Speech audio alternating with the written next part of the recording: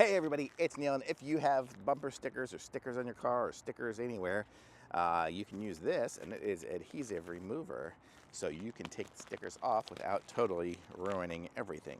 So I'll show you guys what we got here and kind of explain it. I don't have any stickers to remove at the moment, but I'll explain all the different pieces and parts that we get.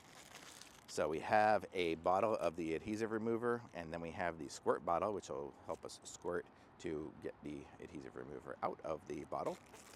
We have a nice little microfiber cloth, which is totally handy to have, a nice microfiber, nice blue cloth. And then we have a scraper blade, so if we have something tough, like if we have something like on our windows that we want to get rid of or something like that, we can use this. It's a plastic razor blade, so we could probably try to use it even on some of the car stuff if we need to get some of that off too.